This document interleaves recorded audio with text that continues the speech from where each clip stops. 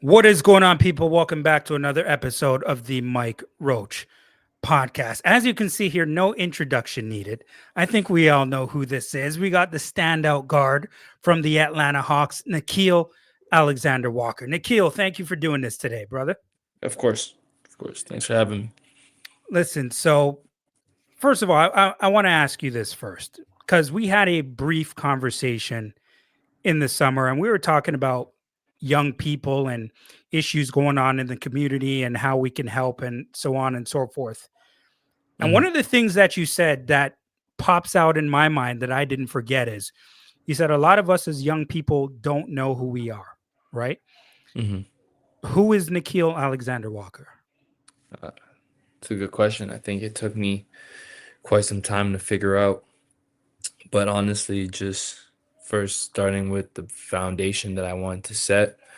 And for me, it started with like the pillars of importance. Faith and Christianity has been big in my upbringing. And so I kind of honed in on that and being a child of God first. I think through my story, through my testimony of how I've gotten here, a lot of that has been through the power of God and His grace for me. I've been granted opportunities that a lot of people haven't, and I feel like that's part of the blessing and the choosing of my story of life.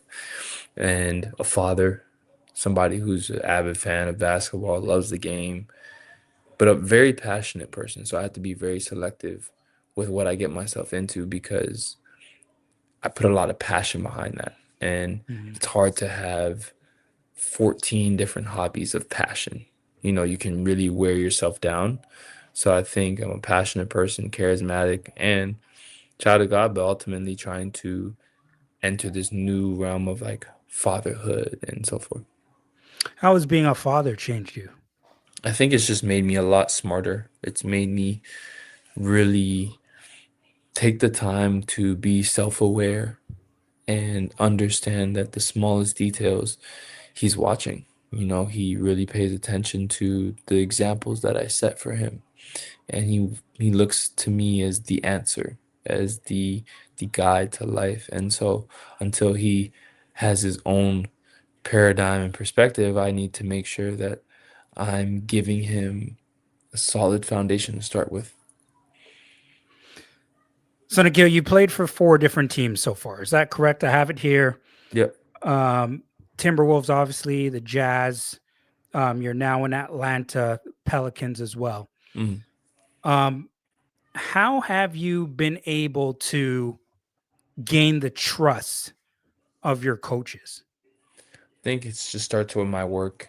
Um, I pride myself on being consistent, and I learned that consistency starts with how consistent your routine is. It's the results. You wonder, how do I maintain a certain level? And I learned that it starts in the things you don't see. The results are, I would say, stem from a bunch of actions that are done that lead Mhm. to them. And I've learned to repeat said actions that I feel that make me successful day in and day out. So, also now you went from your career actually is very good start actually in the little time you've been in the NBA, but from not playing really or playing a little bit to then becoming a key player, right, with a NBA contending team, to now your role gets even bigger, right? Joining the Atlanta Hawks. What has been the best part thus far about playing with your new teammates in Atlanta? Freedom, having fun, and giving each other confidence. It's a group that's very connected. I feel a lot lighter on the court mentally. Like I'm not thinking as much, trusting my work, trusting my instincts. And the team, they give me confidence. Coaching style gives me confidence. And they propel me to challenge myself to keep taking that step into the right direction and getting better. So, from a defensive standpoint, you're known around the league as one of the best perimeter guards that have come across as of right now. Very versatile. Who have been some of the toughest players that you've had to go up against from a defensive standpoint? It's, the NBA's got a lot of great players and tough guys. I think on any night, and in the playoff matchups that I had to go up against guys, getting to see Luca Mm, up close, getting to see Shea in a playoff setting, you know, recently, Washington, CJ McCollum got hot and he got off to a great start, honestly. And he stayed hot that whole game. So I think he's also someone that I learned a lot from defensively. And I find that, when having to guard team's first or second option at times, it's just kind of like accepting that challenge to be a better defender. And, I think guarding a lot of those guys, I gain and learn from everyone. mhm. What was your expectation coming into the season? Not just from, obviously you want to win games, but going to a city like Atlanta, playing with a guy like Trey Young, how has that been thus far? I mean, I know he's been out for a minute thus Mhm. far, but what have you kind of got to bounce off of him and learn from I think since being with him? he's a very selfless person, and he's got the swagger attitude, Mhm, so when you see him from afar, your perception is one thing. When you work with him, you play with him, it's another. And one thing I would say, having that respect from him, having that open communication with him, and again, that's another guy that's just been feeding me confidence while he's been out. Just keep doing what you're doing, love what you're doing, keep being aggressive, stay aggressive. Like text messages every time he sees me mhm, on the bench in home games, just like as many times. And he's been in the role that I am now in for so long, mhm, and he's just been putting the growth of the team first and helping me with that and saying, oh, this is what I see. This is where you could be a little more patient, um, for his ability to make plays for himself and for others is good as well. So I think that's huge. And that's been really, really helpful. But as far as expectations, I try not to set any, because I think the NBA is so unpredictable that you just kind of have to go in prepared for mhm. change and chaos. Now you say you don't want to make any expectations. Is playing in the NBA everything that you thought it would be for yourself, the way that you feel? You know, I didn't really know what I thought it would be like. I just wanted to do it. So I would say now this is probably the most fun I've had in a very long time. However, I think I had to go through like a stage of just head down, putting in the work, putting in the work, putting in the work, putting in the work, you know, to kind of see that harvest. Mhm. What are some of the things that you have to do to combat the fears of doubt? It's just accepting it. I think it's just don't run from doubt, because Mhm, doubt is something that is just gonna be there. You're human. You're you're gonna doubt things. You're gonna question things. It's part of what makes us us. That curiosity. But one thing a friend said to me, he's like, he prayed one time and he said, if I believe in God, then I have to like let go of the doubt. mhm, And for me, a lot of people don't live under the same beliefs that I do. But the main belief that I think anyone can take from that is there's no two sides of it. I think doubt is when people are on both sides. Like, I think I can do it. I don't know if I can. But understanding that if you believe you can, you can. mhm. If you don't, you don't. Yeah. But there is no, I think I can, but I don't know. Like, no, you Gotta choose a make a side. choice. Yeah. Yes, choose a side. And from there, you'll be okay. Do you have any people you go to in times of need? Friends, family, other You, players, coaches? I think I've been, relationships and life go like this, with the closest of people. But one thing I can say is as they go like this, up and down, the love has always been like this.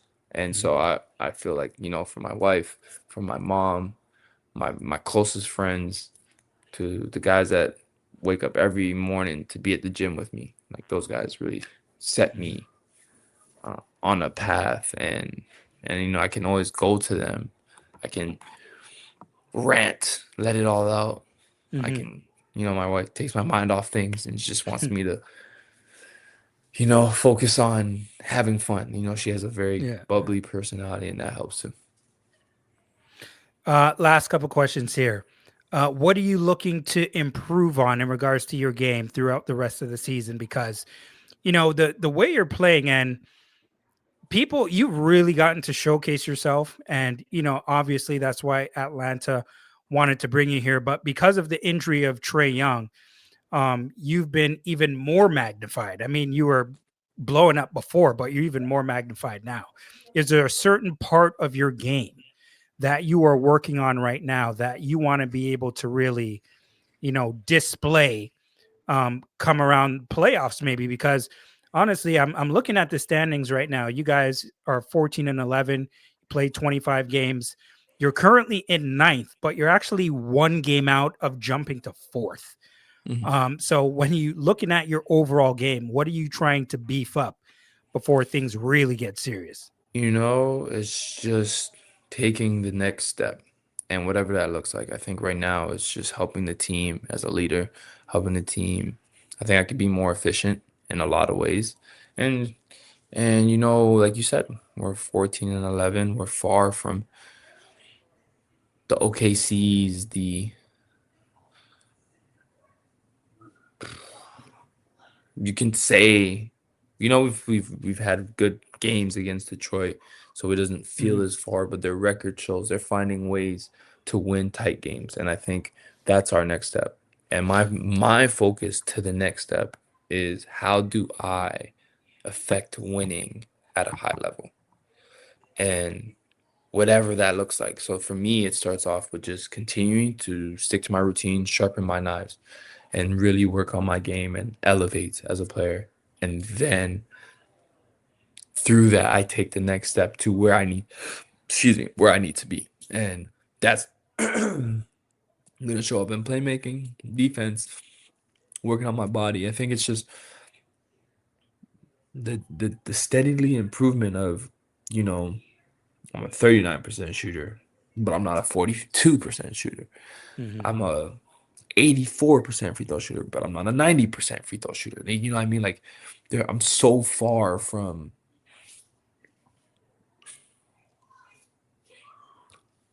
greatness that it shows up in everything. Like I want to be a better defender. I want to be more conditioned. This is my first time in this role and my body's adapting to it. So Mhm. I want to just take that next step everywhere. Before we get out of here, can you tell us a little bit about your series Rooted on YouTube? Yes. So Rooted originally started for my son, Paris. I wanted to like try to find a way.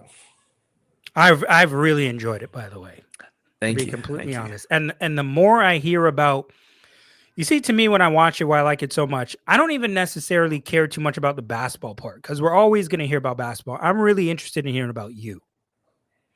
I'm Yeah, interested about you, your family, your upbringing, your story about you as a man, as a human being.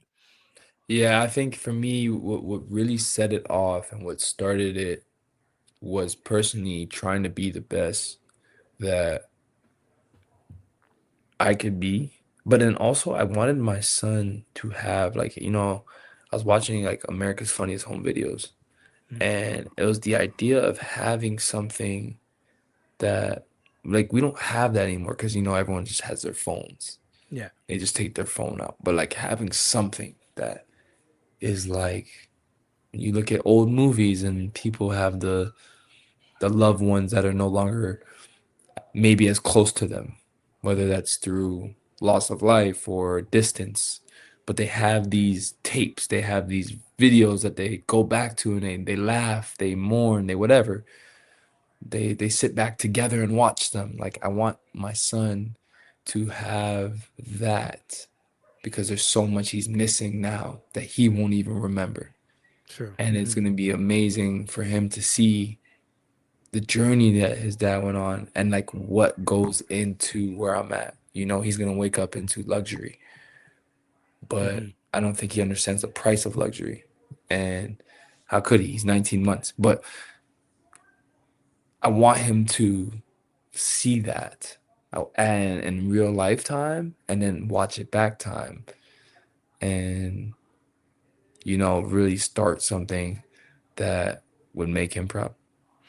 Nickeil Alexander-Walker, standout guard for the Atlanta Hawks. Check out Rooted, a series following the life of Nickeil on YouTube. I will leave a link in the description. Nickeil, thank you for doing this, man. Of course. Thank you.